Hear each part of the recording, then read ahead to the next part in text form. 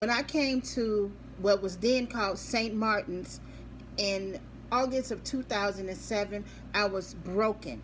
And I do mean broken spiritually, emotionally, and financially when I came to St. Martin's.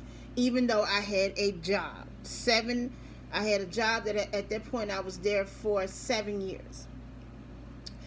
Before that, I was a typical young lady, smart in school. Everything was fine until my parents divorced, and then I started to um, use things to make me not feel that pain. One of them was due to my step work. I realized I had a bout with a eating disorder, until one day I passed out in school, and then I realized that that wasn't the right thing to be doing. And then when I turned 14, I started hanging with some friends, and we started smoking weed, and I liked it, and so we would smoke weed and play drinking games and all of that stuff. And then when I was about 17, I met my kid's father, who I have 3 children by him. Um, you know, my whole world became his world, and I followed him everywhere. He had a good job, and he was 7 years older than me, so like his life became my life, and his friends became my friends, and I believe that's when I lost myself. All of my dreams had went out the window because I was following this man, and I made him my world. So we both was, when I was introduced to crack cocaine, I didn't even know that it was crack cocaine. All I knew is that I saw they was advertising crack, the epidemic on TV, and all I saw was, people walking around, people jumping out of cars, prostitutes and people acting crazy, and I didn't see that, I didn't think of that being my story. All I knew is that when the young lady presented it to me, I smoked it on some reefer and I liked it, and I asked her to go get some more. At that time, I was 23 years old. My oldest son was 4. No, I was 24. He was 4 years old, and kept on, thinking I was enjoying life, but life was passing me by. At the end of the road, at that point, I ended up following my kid's father to what now I believe to be a crack house. But I didn't think of it as a crack house. I just lived there. It was a place to live, and everybody drank, smoked, and got high. Um, but I remember my mother one day, and I'm her only child. She was just fed up with me one day, and she came to me and she said, um, "You know what? You and your children." By this time, I got 3 children. A 3-month old. What was she? I think she was like, my daughter was like 5, and my son was 8. And so, my mom was so fed up with me, and she said, "Look, you, I'm tired. I'm tired of you, and you and your kids can get the f out of my life." And it just hurt me to the core. I'm like, Lord, I know I must have done something really bad for my mama to say not just f me, but to f her grandbabies. So I called my godfather, and I was crying, and he said, "Well, look, if you want to get your life together, you can come and live with us, and you can live upstairs." And then, because a lady had just moved out of the 3rd floor apartment in the building in which they owned. So that was a grace, a gift from God. So I was just so happy, to try to find a way to get my life together. But I did not know that it was more to that.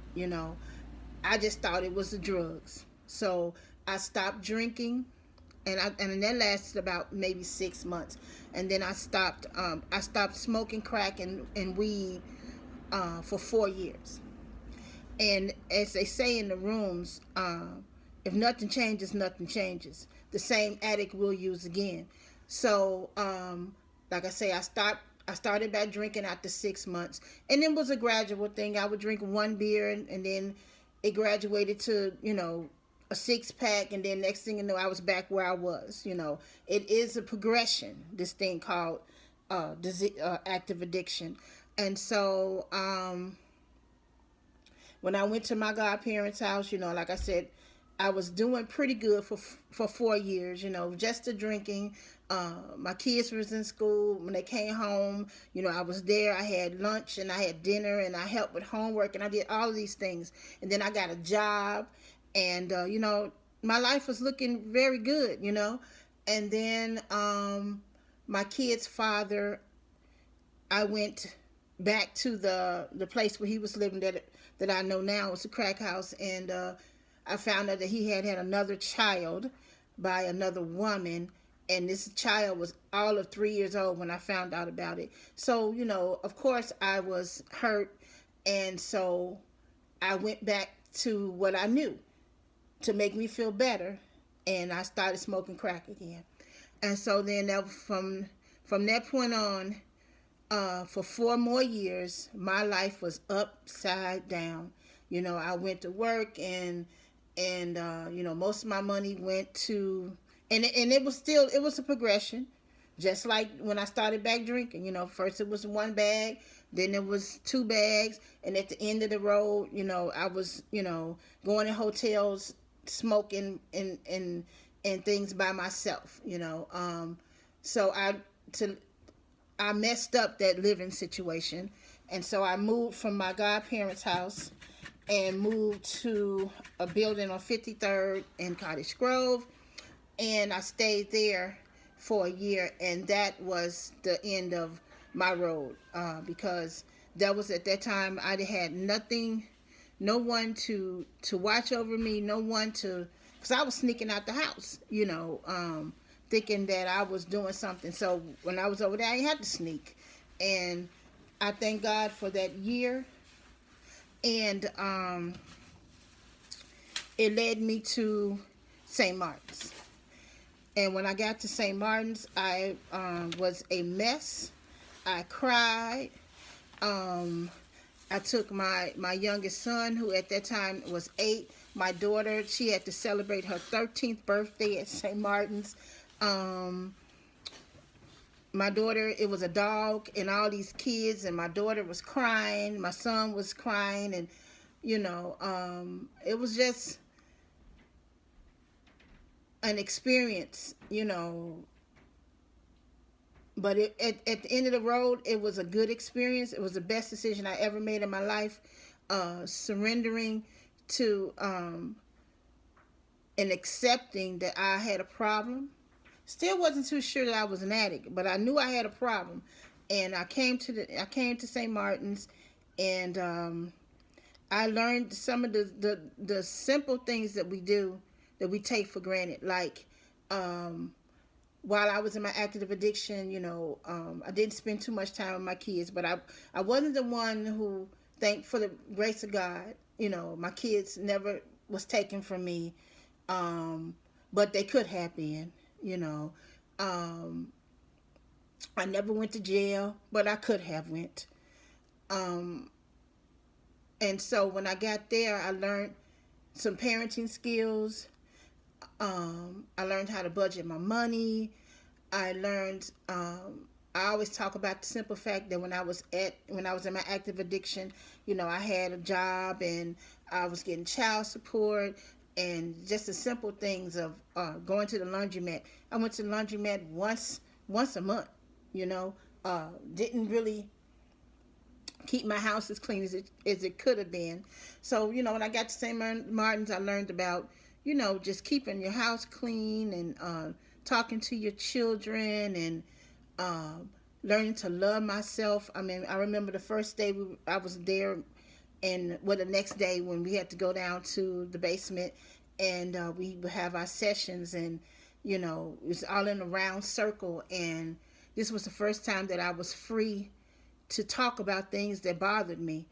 And my God, what a wonderful experience that was, to finally tell somebody about the things that I was feeling, and how I was feeling about myself, and the things that I went through, and then to learn that other people had went through it too, and they was there for the same reason that I was, to save their life. And some of the women, some of them would, try to discount me and say, well, you never went to jail, and you got a job. When you leave St. Martin's, you'll be okay. And I was like, don't do that, because the simple fact, I'm here with you, with my two children, sleeping on cots. So, my role may not have been the same as yours, but we in the same spot today. And I'm just grateful for Sister Therese and the ladies who were there, Miss Ollie, Miss Sylvia, Miss Tracy, Miss Valerie.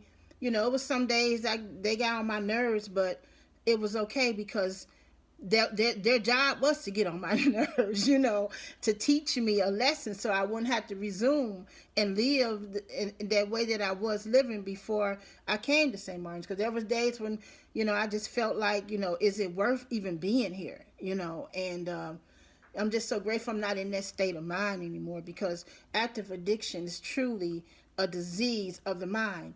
I remember my counselor saying to me one day, he was like, Barbara, your body is allergic to any kind of substance, and as long as you don't take it, you don't have to worry about it. And I was just like, wow, that's it? Is that simple? And that is part of it, but the biggest part, the big part is not to use. The other part is to learn to love yourself so you won't have to use. And that's what I've been doing for the last 13 years of my life. I stayed at St. Martin's for 10 months. And I remember, like I said, my daughter, when we got there, she had to celebrate her 13th birthday at St. Martin's. And so when we were leaving, my youngest son, he was like, Mom, what you gonna give me for my birthday? And I said, your own room. So we moved out on his birthday. So, the man, that all I can say, the good days outweighed the bad days at St. Martin's. Coming from, just you and your kids and living in the house at that time, it was like, at least 12 to 15 families there, and thrust together. And some of the women I still talk to today, and some of the women that I wasn't even in the house with at that time, we talk. It just really gave me a whole new group of people that I can call friends today. So I'm grateful for St. Martin's. And once I left there, I went to my first apartment where my mom didn't have to spend a dime, because she was my biggest enabler. I cost my mother a lot of money, not paying my rent, not buying kids Christmas toys, not paying my light bill, whatever it was that I messed up on, my mother was always there to stand in the gap. So when I left St. Martin's and got my first apartment without her having to co-sign, she didn't have to buy the truck, she didn't have to do anything. And I remember that was just the most rewarding thing I had ever done for myself at that particular time in my life. This program, now I've been next year. Well, I've been at the job at this point since 1999, so that's 21 years. I'm, I have a sponsor. I have women in my life that truly, truly love me unconditionally. Want some in the fellowship and some outside the fellowship. The ladies that I hung with when I was 14 years old, some of them I still hang out with. And they understand that, I have a disease of addiction, and they don't, and I hang out with them when it's a special occasion. And they always got my back. Like people that don't know me say, oh, let me get you a drink, and they'll say, no, not that one, you got some juice. And I'm grateful for that. I'm grateful that they understand me today, and I don't have to be nothing more, nothing less than Barbara. And that's what this program has taught me, just to be myself, and my best authentic self, at all times. And whatever else happens, it ain't got nothing to do with me. You know what I mean? So, I'm just grateful for this program. Right now, This whole pandemic thing. Only thing that's going on now that I've lost a lot of members during this pandemic, and I'm quite sure some people have as well. But I'm just grateful that they were a part of my life. And I didn't mention that I was asked to come work part time at St. Martin's, and I jumped at it. And it wasn't about the money; it was about giving back and being of service to the women, just like Miss Valerie, Miss Ollie, Miss Tracy, Miss Sylvia was to me. You know, just letting those new ladies that coming through now what is called Southside Center of Hope, giving them hope, letting them know, being an example to them that this program does work as long as you want it to work. It's not a cakewalk. You have to work on yourself. You have to get a sponsor. You have to surround yourself with positive people who are going to love you, and like they say, until you love yourself. You know, just grateful for the program of Narcotics Anonymous. I'm so grateful for Sister Therese, who I call Big Mama, because I remember I was telling my mom one day, in my active addiction, I was saying, Mom, just please help me. I will give you my debit card, and and you pay my bills, and all these crazy things that I was trying to do. And she looked at me and she said, I can't do that. You got to help yourself. So I called Sister Reese Big Mama, because my mama couldn't do it. She didn't know what to do. All she just knew that her daughter had a problem, and she was wishing and praying that I would get myself together. I remember being at St. Martin's one day when she called. Well, I called her at St. Martin's, and I said, well, I got to go. And she said, where you going? I said, well, I got to go downstairs. I forgot, it was one of those groups. And she said, what you going to do down there? I said, learn about the disease of addiction. And she said, well, hurry up. Get downstairs and learn what you got to learn. So I'm just grateful for this program. Grateful again for Sister Therese and all the ladies that was there before me, and all the ladies who have come through their door after me. And grateful for this experience to just share and let people know that the program does work. But first you have to surrender, accept, and get some help. Thank you.